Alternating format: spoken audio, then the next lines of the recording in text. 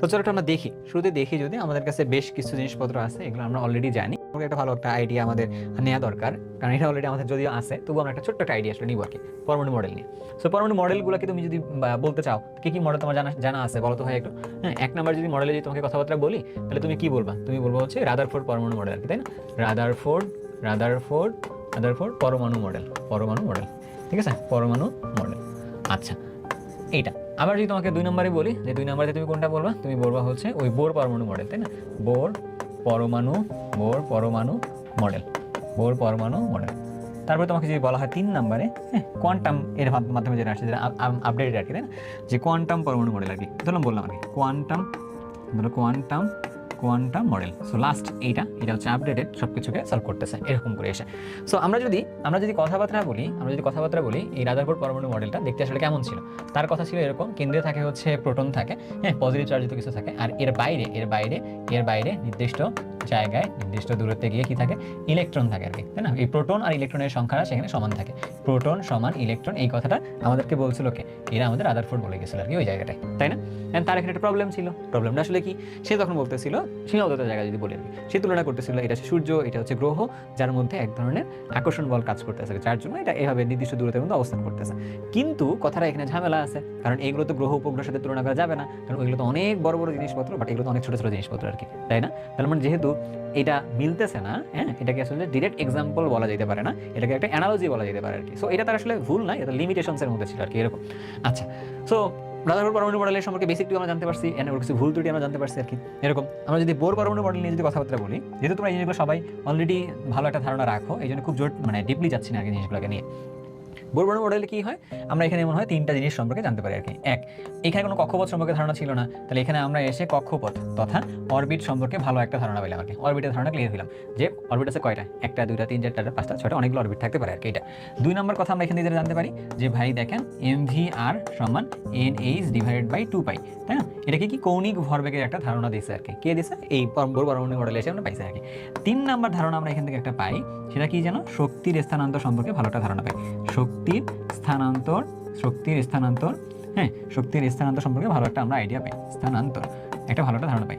এই জিনিসগুলো দেখতে কেমন ছিল ধারণাটা? কেন্দ্রে ছিল প্রোটন, এর বাইরে হচ্ছে এইগুলো হচ্ছে আমাদের কাছে অরবিট, এগুলো হচ্ছে আমাদের কাছে অরবিট। এখানে কয়টা অরবিটের কথা বলছি? এই যে 1 2 3 4 এরকম।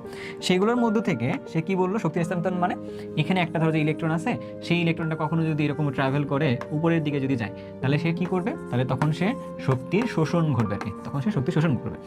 আবার যদি সে উপর থেকে ট্রাভেল করে নিচে নামে, তখন এটাকে আমরা বলবো কি? শক্তির বিকিরণ ঘটছে আর কি, তখন আমরা বলবো শক্তির বিকিরণ ঘটছে, এরকম। তো শক্তির পার্থক্য তাহলে কতটুকু হবে? এই যে E1 আর E4, এই দুটার যে পার্থক্যটা, এটাই হবে তোমার শক্তির পার্থক্য, এতটুকু শক্তি সে ছেড়ে দিছে আর কি, এরকম ঘটনা। সে মানে শোষণ করলে এতটুকু গ্রহণ করবে, আর বিকিরণ করলে এতটুকু শক্তি সে ছেড়ে দিবে আর কি, এরকম কথাগুলো পাইছি আমরা কোথায়? এই বোর পরমাণু মডেলের মধ্যে এসে পাইছে আর কি, এরকম। দেন শক্তি স্থানান্তর সম্পর্কে আইডিয়া চলে গেল এখানে, কিন্তু এখানে প্রবলেমটা হলো কোথায়? বোর পরমাণু মডেল সম্পর্কে জানতে গিয়ে দেখলাম এখান থেকে এখানে যখন যায়, এখানে তখন বর্ণালীর সৃষ্টি হয় আর কি, তাই না? তো সেই বর্ণালী যখন সৃষ্টি হয়, তো এই বর্ণালীর সৃষ্টিটা সে হাইড্রোজেন পরমাণুর জন্য ব্যাখ্যা করতে পারলেও অন্য কোনো পরমাণুর জন্য আসলে ব্যাখ্যা করতে পারে না আর কি, অর্থাৎ অন্যান্য সবার জন্য সে পারে না, শুধুমাত্র হাইড্রোজেনের জন্যই পারে, এটা একটা লিমিটেশনস। পাশাপাশি এই জায়গায় যে অনেকগুলো রেখায় বিভক্ত, এই যে এখানে আমরা যে একটা বাঁকা বাঁকা দাগ দেখতেছি, এখানে একটা বাঁকা বাঁকা দাগ না, এখানে অনেকগুলো বাঁকা বাঁকা দাগ, এইটা আসলে কি হবে? এখানে আসলে ক্লিয়ার করতে পারে নাই। কে ক্লিয়ার করতে পারে নাই? বোর পরমাণু মডেল ক্লিয়ার করতে পারে নাই আর কি। অর্থাৎ এখানে দুইটা কথা, এখানে যে অনেকগুলো লাইন যে হওয়ার কথা, একটা লাইনকে ভাঙলে অনেকগুলো লাইন পাওয়ার কথা, এটা দুই ভাগে ব্যাখ্যা করা যায়। এক, স্টার্ক প্রভাব, মানে হচ্ছে ইলেকট্রিক ফিল্ড অ্যাপ্লাইড করলে সেখানে অনেকগুলো লাইনে ভাগ হয়ে যাবে, এরকম কথাবার্তা। তো স্টার্ক প্রভাব ব্যাখ্যা করতে পারে না। পাশাপাশি আবার জিমেন প্রভাব যেটা আর কি, অর্থাৎ চৌম্বক প্রভাবের কারণে তোমার হচ্ছে এই লাইনগুলো ভাগ হয়ে অনেকগুলো যে ছোট ছোট লাইনের সমন্বয়ে যে তৈরি, এইটা আসলে সে ব্যাখ্যা করতে পারে না। তার মানে জিমেন প্রভাব এবং স্টার্ক প্রভাব, এই দুইটার যে ব্যাখ্যা, এটা আসলে আমরা কোথায় পাচ্ছি না, আমরা আসলে এখানে পাইতেছি না। আমরা আরও একটা জিনিস এখানে পাইলাম না, সেটা নাকি অন্যান্য পরমাণুর জন্য এই ধরনের শক্তি স্থানান্তরের সময় যে বর্ণালী সৃষ্টি হয়, সে ব্যাখ্যা করতে পারে না। তো এই যে কথাবার্তাগুলো আমাদের জানার কথা ছিল, এগুলো আমরা এখান থেকে জানলাম আর কি, তাই না? আমি তো অনেকগুলো কথা বলছি, বাট জাস্ট এগুলো তোমার ফিগারগুলো মনে রেখে দিয়ে বলতেছে আর কি, এরকম। যখন আবার আমরা কোথায় চলে গেলাম? যখন আমরা কোয়ান্টামে আসছি, কোয়ান্টাম এসে আমাদের অনেক কিছু প্রবলেম আসলে সলভ করে দিয়েছে। কেমন প্রবলেমগুলো সলভ করে দিয়েছে? এখানে এসে সে কি করছে? সে এসে অনেকগুলো জিনিসপত্র নিয়ে কাজ করছে আর কি। যদি আমরা প্রথম কথার মধ্যে আসি, এখানে সে শ্রোডিঞ্জার সমীকরণ নিয়ে আসছে, তাই না? এখান থেকে সে শ্রোডিঞ্জার সমীকরণ নিয়ে আসছে। তো শ্রোডিঞ্জার শ্রোডিঞ্জার সমীকরণ নিয়ে আসছে। শ্রোডিঞ্জার সমীকরণ, তো শ্রোডিঞ্জার সমীকরণ থাকলে সবচেয়ে বড় সুবিধাটা কোথায়? শ্রোডিঞ্জার সমীকরণে সব কাজবাজ করলে আমরা এই সাই এর মান পাই। তো সাই এর মানটাকে পরবর্তীতে সাই স্কোয়ারে নিয়ে যাওয়া যায়। তো সাই স্কোয়ার থেকে পরবর্তীতে আমরা একটা ধারণা খুব ভালোভাবে ক্লিয়ার পাই। সেটা কি আসলে জানো? অরবিটালের ধারণা। অরবিটালের ধারণা ভালোভাবে ক্লিয়ার পাওয়া যায়। অর্থাৎ এই যে অরবিটগুলো পাইছে, সেই অরবিটের ভিতরে ইলেকট্রনগুলো ঠিক কোথায় অবস্থান করতেছে, এটা সম্পর্কে একটা ভালো ধারণা এখানে পাইছে। সো মোটা দাগে আমরা যে চিন্তা ভাবনা করে বলি, আমাদের যে পরমাণু মডেলগুলো আসলে এই টাইপের গুলো আছে, কোনটার মাধ্যমে কি আমরা ইন শর্ট সবগুলো সম্পর্কে আইডিয়া তোমাদের কাছে দিয়ে দিতে পারছি, তাই না? আচ্ছা, সো আমাদের কাছে 3টা মডেল, আমরা 3টা মডেল নিয়ে কথাবার্তা বলছি। এর কি ভাই মডেল নাই ভাই? আরও মডেল তো ছিল আর কি, তাই না? ওই যে কিসমিস মডেল টাইপের আছে, তাই না? তো ওই জিনিসগুলোর দিকে আমরা যাচ্ছি না, আমরা হচ্ছে যে মানে লাস্ট 3 কাউন্ট করে কথাবার্তাগুলো বলতেছি আর কি, এরকম। আচ্ছা, এবার যদি দেখি ভাই এতটুকু থেকে প্রশ্ন কি আসলে হয়, দেখি তো প্রশ্ন হয় কিনা। এই ঢাকা বিশ্ববিদ্যালয় ভর্তি পরীক্ষা 19-20 সেশনে রিটেন একটা কোশ্চেন আসছিল এরকম, বোর পরমাণু মডেল অনুসারে হাইড্রোজেন মৌলের বিকিরণ বর্ণালীর উৎপত্তি চিত্রের সাহায্যে দেখাও আর কি, ঠিক আছে? ধরো যে এই নাম্বার কোশ্চেনটা অ্যান্সার আমরা যদি বলি আর কি, কি হয় তুমি তাহলে দেখাবা। তার মনে আছে কেন্দ্রে থাকে হচ্ছে এরকম এরকম গোল্লা দিলাম, এই অরবিট দিচ্ছি আর কি, এই যে অরবিটগুলো দিচ্ছি, এই অরবিটগুলো দিচ্ছি আর কি আমরা, তাই না? তো এখান থেকে ধরো যে আমরা এটা দিলাম 1 নাম্বার, এটা দিলাম 2 নাম্বার, এটা দিলাম 3 নাম্বার, এটা দিলাম 4 নাম্বার, ধরলাম আমরা 2 থেকে একটা ইলেকট্রন, আমরা ইলেকট্রন এইরকম 4-এ গেছে আর কি, তাই না? তো এটার নাম ধরো যে আমরা দিলাম, এটার নাম দিলাম হচ্ছে আমরা বিকিরণ শোষণ বর্ণালী, তাই না? এটার নাম হলো আমরা কি দিলাম? শোষণ বর্ণালী। আর এখান থেকে যখন সে নিচে যখন আসবে তখন এটার নাম দিলাম হচ্ছে আমরা কি বর্ণালী? এটার নাম হচ্ছে বিকিরণ বর্ণালী, বিকিরণ দিলাম আর কি, তাই না? আচ্ছা, তো এখন বর্ণালীর ক্ষেত্রে কি, তো এই জায়গার ক্ষেত্রে শোষণ বর্ণালী একটা নিচ থেকে উপরে যায়, আর হচ্ছে কোথায় বিকিরণ বর্ণালী কোথায় উপর থেকে যখন নিচে আসে আর কি, এরকম। সো এই যে চিত্রটা আর কি, এটা দেখাইতে বলছে, এটা কার জন্য দেখাইতেছে? আমরা হাইড্রোজেন পরমাণুর জন্য দেখাইছি, আমরা হচ্ছে অন্য পরমাণুর জন্য এখানে দেখাতে পারবো না আর কি, তাই না? আচ্ছা, সো এই বিকিরণের সময় সে কোনটুকু কালার দেখা দিবে? এই যে শক্তিটা আছে, এই শক্তির নাম হচ্ছে E4, এই কক্ষপথে থাকা অবস্থা শক্তিটা এখানে যখন আসবে তার নাম হচ্ছে কি, তখন E2। তাহলে আমরা যদি এখান থেকে এই ডেল ই নিয়ে কথাবার্তা বলি, তাহলে তখন কি হয়? তখন কি হয়? E2 মাইনাস E4, এইটা। তো এখান থেকে ক্যালকুলেশন করলে একটা মান আসবে, আবার তখন সেই মানের সাথে আমরা যদি HC ডিভাইডেড বাই ল্যামডা করি, তো তখন আমরা কি করতে পারবো? এই যে বিকিরিত আলো যেটা হয়েছে সেই আলোর তরঙ্গ দৈর্ঘ্য চাইলে আমরা বের করতে পারবো আর কি, এরকম। ইভেন কি ওই আলোর তরঙ্গ দৈর্ঘ্য বের করার পরে আমরা চাইলে এখান থেকে তোমার ধরো যে তার শক্তিটাও বের করতে পারবো, এরকম অনেকগুলো জিনিস বলা যায়। বাট এটা কিন্তু নির্ণয় করতে বলেনি, জাস্ট আমাকে কি বলছে?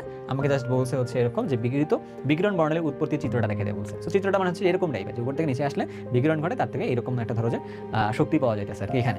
আর এখানে যদি বলি এটাকে আমরা যদি জিমেন প্রভাব, স্টার্ক প্রভাব যদি অ্যাপ্লাই করতে পারতাম, তাহলে এখানে অনেকগুলো লাইন দেখা যেত আর কি, এটা। এবার যদি আমরা পরের ধাপে যদি যাই, পরের প্রশ্নটাতে কি বলছে? পরের প্রশ্নটার মধ্যে বলছে হচ্ছে হাইড্রোজেন বিকিরণ বর্ণালীর 5টি সারির নাম বলতে বলছে আর কি, এরকম। সো বিকিরণ বর্ণালীর 5টি সারির নাম তোমরা অলরেডি জানো, যদি এটা পরে পড়তে হবে আমাদের, তবু আমরা একটু লিখে দিতে পারি। প্রথম যদি বলি এরকম, যদি উপর থেকে কোনো একটা মানে ইলেকট্রন 1 নম্বর কক্ষপথে যদি পড়ে, নিচের যেটা, এদিকে নিচেরগুলোকে ধরলাম এল নাম দেই, আর নিচেরগুলোর নাম দিলাম আমরা NL, হ্যাঁ, আর উপরে এগুলোর নাম দিলাম আমরা NH, এরকম নাম যদি দিই আমরা, তাহলে কাজ করতে পারি। NL এর মান যদি 1 হয়, মানে 1 নম্বর কক্ষপথে যদি ইলেকট্রন এসে পড়ে, তখন 2 থেকে পড়তে পারে, 3 থেকে পড়তে পারে, 4 থেকে পড়তে পারে, ইনফিনিটি থেকেও পড়তে পারে, এইটা একটা হতে পারে। আবার 2 নম্বর কক্ষপথে ইলেকট্রন আসতে পারে, তাহলে 3 থেকে আসতে পারে, 4 নম্বর থেকে আসতে পারে, 5 নম্বর থেকে আসতে পারে, আর উপর থেকে আসতে পারে। 3 থেকে 3 আসে পড়লে 4, 5, 6, মানে হচ্ছে উপর থেকে কত থেকে কোথায় পড়তে পারবে এটা কথা বলতেছে। আবার ধরো 4 নাম্বার কক্ষপথে যদি পড়ে, তাহলে 5, 6, 7 এরকম লেভেল পড়তে পারে। 5 নাম্বারের জন্য যদি পড়ে, তাহলে 6, 7, 8 এরকম। তার মানে নিচের মধ্যে ইলেকট্রন যখন আসবে বিকিরণের সময়, তখন ঘটনাটা কি হবে?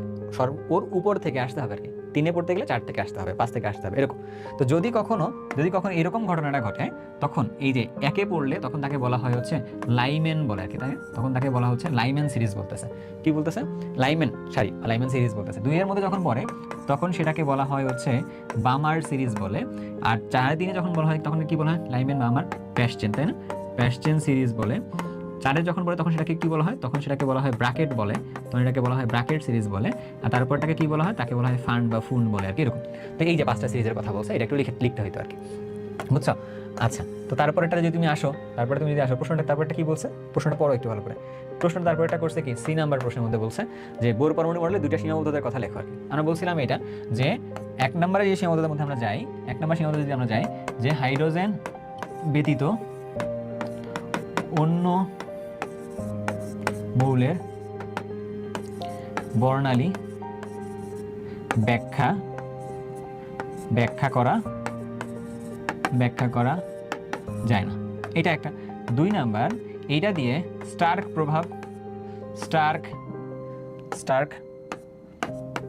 কে মনে হয় না? হ্যাঁ, স্টার্ক প্রভাব ও জিমেন প্রভাব ব্যাখ্যা করা যায় না, যায় না। ঠিক আছে, তো এরকম দূরের কথা আমরা বলে দিতে পারি এখানে এইরকম টাইপের। আমরা তো অনেক কিছু কথাবার্তা বলছি অলরেডি। সো এটা মাথায় রাখতে হবে যে এই জিনিসগুলা যদি ইজি, বাট জিনিসগুলো একটু মনে রাখাটাও জরুরি আছে পরীক্ষার জন্য।